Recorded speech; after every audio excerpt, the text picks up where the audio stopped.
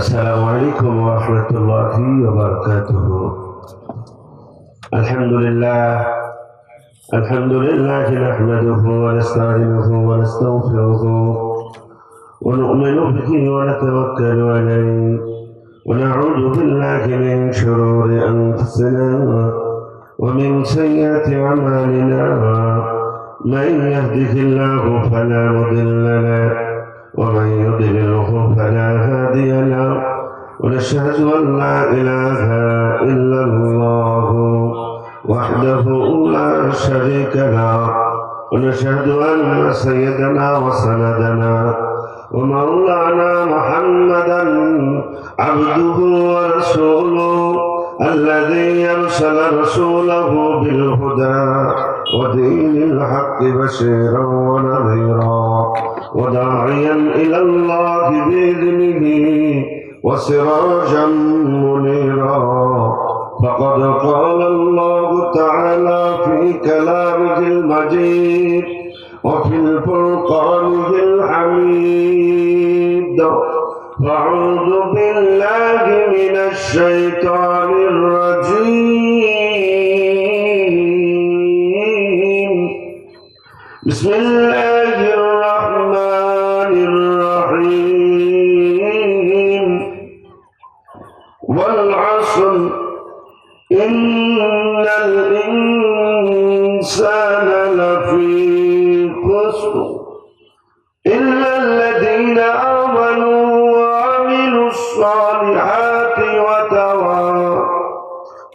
وتواصوا بالحق وتواصوا بالصبر. وقال رسول الله صلى الله عليه وسلم: ما تزال قدم ابن آدم. وقال رسول الله صلى الله عليه وسلم: إن الله لا ينظر إلى صوركم ولا أموالكم ولكن ينظر إلى قلوبكم وأعمالكم، أو كما قال عليه الصلاة والسلام.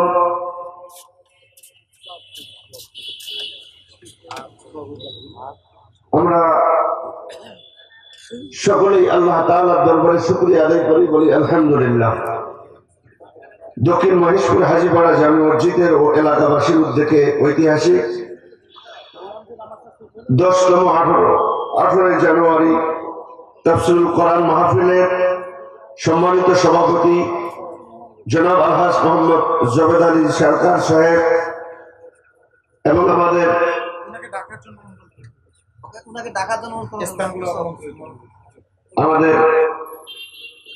সম্মানিত সভাপতি সাহেব জনাব আলহাজ জবেদ আলী সরকার, ওনার আসন গ্রহণ করার জন্য সবিনয় অনুরোধ জানানো হচ্ছে। সাথে সাথে আমাদের সহসভাপতিত্ব করছেন জনাব মোহাম্মদ তৌফিকুজ্জামান দিউক ভাই, ওনাকে ওনার আসন গ্রহণ করার জন্য অনুরোধ করছি। সাথে সাথে আমাদের মাহফিলে প্রধান বক্তা আলহাজ হযরত মাওলানা বজলুর রশিদ মিয়া দামাত বরকাতুহুম আলিয়া ও দ্বিতীয় বিশেষ বক্তা মুফতি মোহাম্মদ আব্দুল জলিল আল হুসাইন সাহেব, ওনারা আমাদের মাহফিলের আমাদের মেহমান খানায় চলে এসেছেন। ইনশাআল্লাহ অল্প কিছুক্ষণের ভিতরে ওনারা মঞ্চে আসবেন। আমাদের আজকের মাহফিলের প্রধান অতিথি হিসাবে উপস্থিত থাকবেন জনাব অ্যাডভোকেট আলহাজ মোফাজ্জল হোসেন দুলাল, সভাপতি দিনাজপুর জেলা বিএনপি, এবং উপস্থিত থাকবেন আমাদের বেহাই মহোদয় এবং দিনাজপুরের 3 আসনের কাঙ্ক্ষিত প্রার্থী জনাব অ্যাডভোকেট আলহাজ মোহাম্মদ মাইনুল আলম, ধর্ম ও সমাজ কল্যাণ সম্পাদক জেলা আইনজীবী সমিতি দিনাজপুর। প্রধান মেহমান হিসাবে থাকবেন বখতিয়ার আহমদ কোসি এবং জনাব মোকাররম হোসেন, এবং উপস্থিত থাকবেন আমাদের প্রিয় ভাই জনাব আলহাজ ইঞ্জিনিয়ার সলিমুল্লাহ সরকার, এবং আমন্ত্রিত অতিথিবৃন্দ আমাদের সম্মানিত ইউনিয়নের প্রেসিডেন্ট চেয়ারম্যান জনাব মোহাম্মদ মতিউর রহমান। আমি ভাইকে মঞ্চে আসার জন্য অনুরোধ করছি। আর উপস্থিত থাকবেন অত্র এলাকার কৃতি সন্তান জনাব আলহাজ সোহরাব হুসাইন। আর উপস্থিত থাকবেন জনাব মোহাম্মদ ইঞ্জিনিয়ার জুয়েল রানা ও জনাব মোহাম্মদ আলহাজ সাবেদ আলী সরকার ও ইঞ্জিনিয়ার হারিসুল ভাই সহ জনাব মোহাম্মদ মোকাররম হোসেন ও জনাব আলহাজ মোহাম্মদ রিয়াজউদ্দিন ও জনাব আলহাজ মোহাম্মদ মেহরাব আলী সরকার ও জনাব বীর মুক্তিযোদ্ধা মকসুল আলী সহ আমার এলাকার সম্মানিত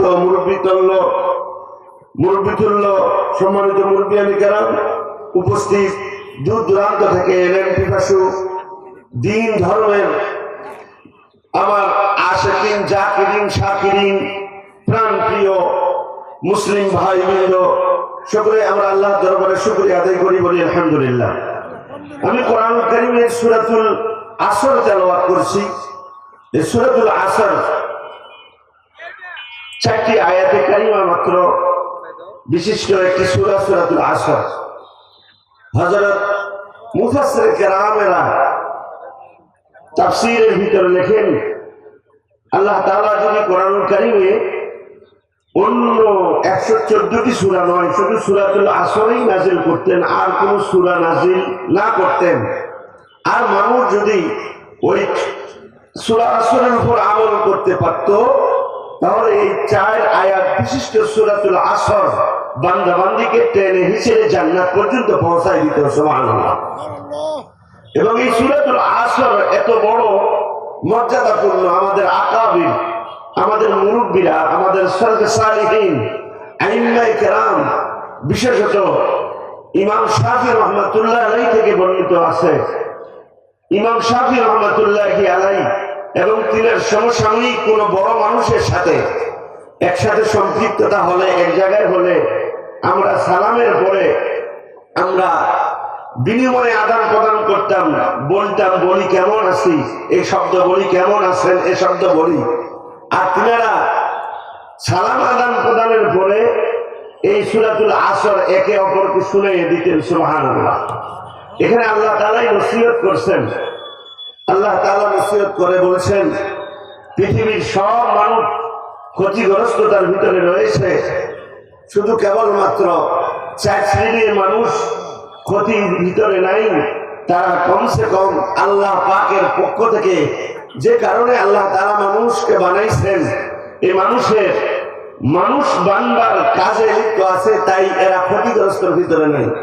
ইমাম শাফি রহমাতুল্লাহি আলাইহি বড়দের সামনে, বড়দের কাছে গেলে বলতেন, আসসালামু আলাইকুম ওয়া রাহমাতুল্লাহ, বিসমিল্লাহির রহমানির রহিম, ওয়াল আসর ইন্নাল ইনসানা লাফি খুসর ইল্লাল্লাযীনা আমানু ওয়া আমিলুস সালিহাতি ওয়া তাওয়াসাউ বিল হাক্কি ওয়া তাওয়াসাউ বিস সাবর। ওয়াল আসর, সময়ের কসম, সময়ের কসম। আল্লাহ পাক বলছেন সময়ের কসম। কোন কোন মুফাসসির কেরাম বলেন সময়, বিশেষ করে আসরের ওয়াক্তের কসম। কিসের কসম বলেন? আসরের ওয়াক্তের কসম। সময়ের কসম, কসম এটা হলো কসমের পরে যে জিনিস আসে, এই জিনিসটাও দামি হয়। আপনি আমি কারোর সাথে কথোপকথন করলে আমার কথা তাকে বুঝবার জন্য যখন কোনোভাবেই বোঝে না, তখন আমরা বলি তাকে এমন কিছু কথা বলি যে কথার প্রেক্ষিতে বোঝানো হয় যে আমি যে কথাটা বলতেছি খুব দামি কথা, সম্মানী কথা, মর্যাদাবান কথা। তখন বলি, ভাই শুনো, আমার বাপের কসম, আমার মায়ের কসম, আমার সন্তানের কসম, যারা যাকে ভালোবাসে তার কসম করে। কেউ বলে কাবার কসম, কেউ বলে কোরআনের কসম, কেউ বলে আল্লাহর কসম। তবে বান্দার জন্য আল্লাহ ছাড়া অন্য কারো কসম খাওয়া যায় নাই। কেবলমাত্র কার কসম করা যায়? আল্লাহর কসম। মানুষের কাছে সবচেয়ে দামি হলো আল্লাহ। আপনার আমার কাছে দামি কে বলেন? আল্লাহ। আল্লাহ পাক কসম খেয়েছেন আপনাকে আমাকে বুঝবার জন্য যে সময়ের কসম। আজকে সময়ের কসম দিয়ে আল্লাহ পাক আপনাকে আমাকে বুঝাতে চান সময়কে যে যেত মূল্যায়ন করেছেন দুনিয়ার লাইনেও আখিরাতের লাইনেও যে যেত সময়কে মূল্যায়ন করেছে আল্লাহ পাক তাকে তত দুনিয়াও দামি বানিয়েছেন। আর আখিরাতের ব্যাপারে সময়ের মূল্যায়ন করলে আখিরাতেও আল্লাহ পাক তাকে দামি বানিয়েছেন। সুবহানাল্লাহ। একজন ছাত্র ভাই চাই জেনারেল শিক্ষিত হোক, জেনারেল ছেলে হোক, চাই আমিয়ান মাদ্রাসার ছাত্র ভাই হোক, যে সময়কে মূল্যায়ন করেছে সে একদিন স্বাভাবিক ছাত্র থেকে ডিসিএসপি ইয়নো প্রধান বিচারপতি পর্যন্ত বনে গেছে সময়কে মূল্যায়ন করার কারণে। আমাদের লাইনে আরবিয়াকের লাইনে মাদ্রাসার লাইনে সময়কে যারা মূল্যায়ন করেছি, সময়কে যারা মূল্যায়ন করেছে আল্লাহ পাক তাদেরকে যুগের শ্রেষ্ঠ ইমাম বানিয়ে দিয়েছে, যুগের শ্রেষ্ঠ মুহাদ্দিস বানিয়ে দিয়েছে, জামানার শ্রেষ্ঠ সন্তান ইমামে আবু হানিফা বানিয়েছেন, জামানার শ্রেষ্ঠ ইমাম, জামানার শ্রেষ্ঠ মুহাদ্দিস বুখারী রাহমাতুল্লাহি আলাইহি বানিয়ে দিয়েছেন। সুবহানাল্লাহ। তো সময়কে যে যেত মূল্যায়ন করেছে আল্লাহ পাক তাকে দুনিয়াতে তত দামি বানিয়েছেন। তো সময়ের কসম আল্লাহ বলছেন, সময়ের কসম ওয়াল আসর, সময়ের কসম। সময় কসম দিয়ে আল্লাহ তাআলা বলেন ইন্নাল ইনসানা লাফি খুসর, নিশ্চয়ই সারা পৃথিবীর মানুষ ক্ষতিগ্রস্ত। এই যে আপনি আমি কারো জীবনে 40 বছর হায়াত অতিক্রান্ত করলাম, কেউ 60, 70, 100 বছর বিদায় দিলাম। এই যে সময়ের যে যেমন সময়ের মূল্যায়ন করেছি আল্লাহ পাক আপনাকে আমাকে এই সময়ের তেমন প্রতিফলন দিবেন। আল্লাহ তাআলা বড় মহব্বত করে ভালোবেসে আদর করে আদম সন্তান বনি আদমকে বানাইছেন, মানব জাতিকে বানাইছেন। সুবহানাল্লাহ। আল্লাহ তাআলা মানব জাতিকে খুব মহব্বত করে বানাইছেন। পৃথিবীর সব মাখলুকাতকে আল্লাহ তাআলা কুন ফায়াকুনের দ্বারা বানাইছেন।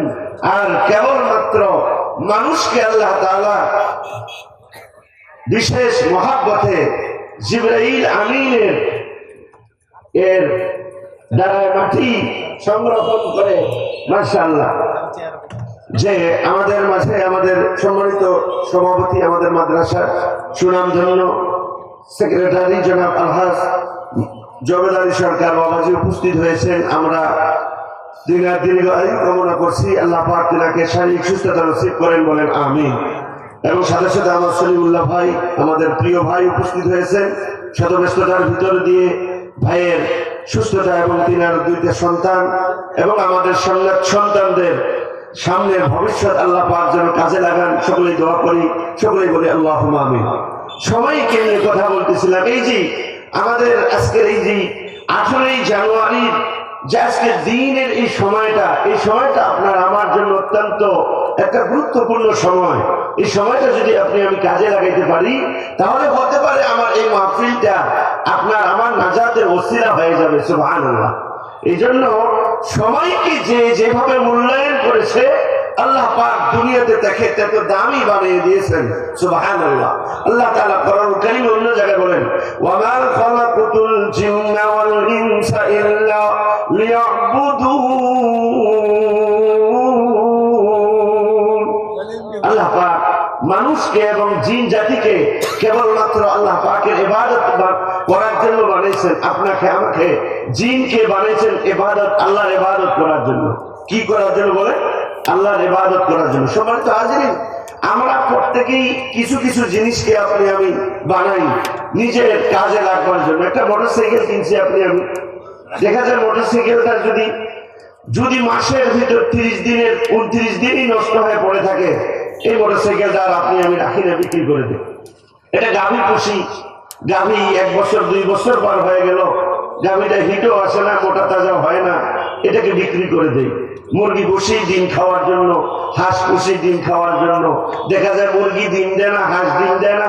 ছাগল পুষি নিজের প্রতিপালনের জন্য, তার বংশবৃদ্ধির জন্য। ছাগল হিত আসলে গাভিনে হয় না, এই ছাগলটাকে পুষি না, এই ছাগলটাকে বিক্রি করে দিই। তো আল্লাহ তাআলা আপনাকে আমাকে বানাইছেন কি জন্য? সেটা হলো আল্লাহর ইবাদত করার জন্য। কি জন্য বলেন? যারা বলেন কি জন্য? ইবাদতের জন্য। আল্লাহ তাআলা বলেন, ওমা খালাকাতুল জিন্না ওয়াল ইনসা ইল্লা লিয়াবুদুন। আমি একমাত্র মানুষ আর জিনকে আমি আমার দাসত্ব করার জন্য বানাইছি। যারা আল্লাহ পাকের দাসত্ব করে না তাদেরকে আল্লাহ পাক কি করবেন? আপনি আমি যেমন একটা চেয়ার বানাইছিলাম, চেয়ার কাঠের চেয়ার, সেটা যখন শেষ সময় হয়ে যায়, ভেঙে যায়, এটাকে যখন মেরামত করে কোনো গোছায় কাজে আসে না, তখন এটাকে আমরা চুলার কাজে ব্যবহার করি, পাকনার কাজে ব্যবহার করি, লাকড়ি দিয়ে আমরা রান্না করে খাই শেষ পর্যন্ত। আল্লাহ তাআলা বলেন, আমি মানুষকে বানাইলাম আমার ইবাদতের জন্য। আসরে ডাক দিলাম, শুনল না বান্দা। মাগরিবে ডাক দিলাম, শুনল না। এশায় ডাক দিলাম, শুনল না। ফজরে ডাক দিলাম, শুনল না। সালাতু খায়রুম মিনান নাওম। হাইয়া আলাস সালাহ, হাইয়া আলাল ফালাহ। ডাক দিলাম, শুনল না। তোমার বিচার সুন্দর দেখিলাম, মুরগি ডিম দেয় না, মুরগিকে জবাই করে খাইলাম। তোমার বিচার দেখিলাম সুন্দর, হাঁস ডিম দেয় না, বিক্রি করে বা জবাই করে খাইলাম। গাভী দুধ দেয় না, বিক্রি করে খাইলাম। আমি আল্লাহ পাক মানুষকে বানাইলাম। এই মানুষ যখন আমার ইবাদতে ডাকলাম, আমার ইবাদতে আসলো না। শুনো শুনো বান্দা, ফাইল্লাম তাফআলু ওয়া লাম তাফআলু ফাত্তাকুন নারাল্লাতী ওয়াকুদুহান নাস ওয়াল হিজারা উইদ্দাত লিল কাফিরিন। আমি আল্লাহ পাক আমার কাজের জন্য বানাইলাম।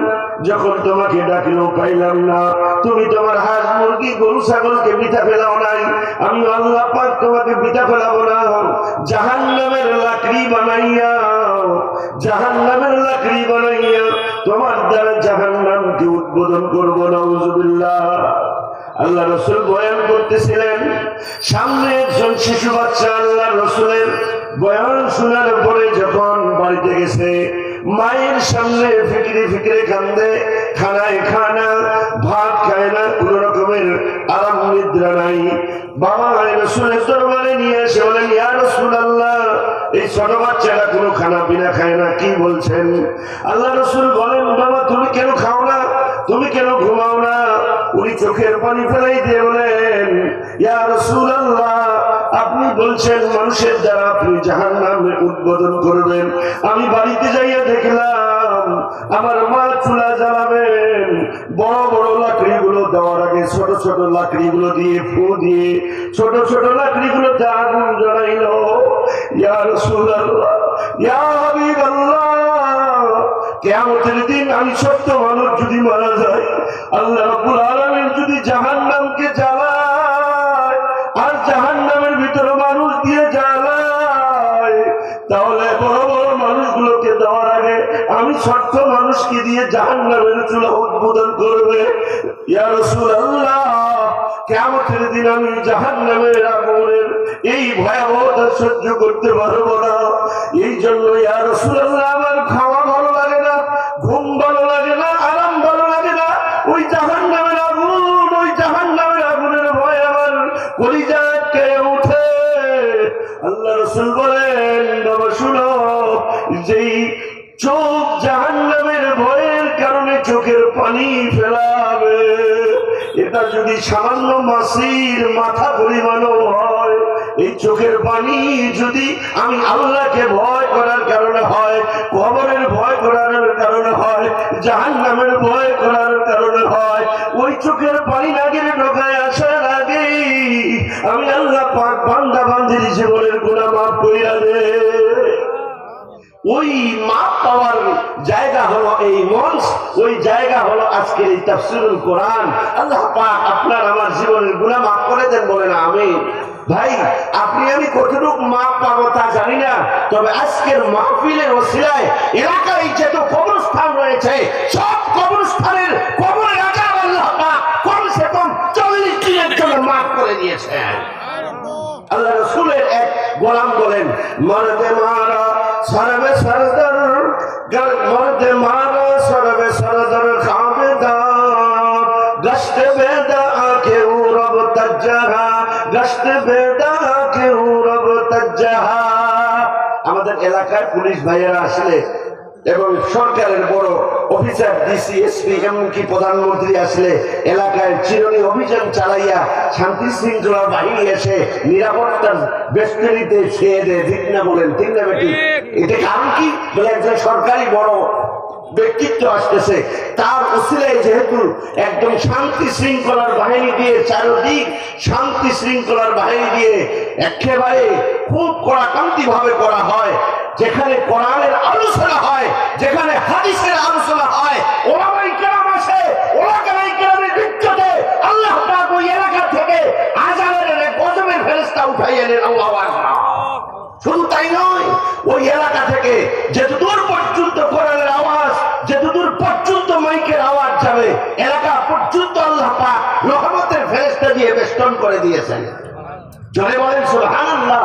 এই জন্য আমি ধন্যবাদ জানাই এই আমাদের এই মহেশপুর হাজিরপাড়া বুন্দাপাড়ার যুবক ছেলেরা এই যে বিগত 10টি বছর ধরে এখানে একটা ঐতিহাসিক মানে পুরো ইউনিয়ন ব্যাপী একটা সবাই ক্রীড়া প্রতিযোগিতা নামে একটা খেলাধুলার ব্যবস্থা করে পরে গানের আয়োজন হচ্ছিল।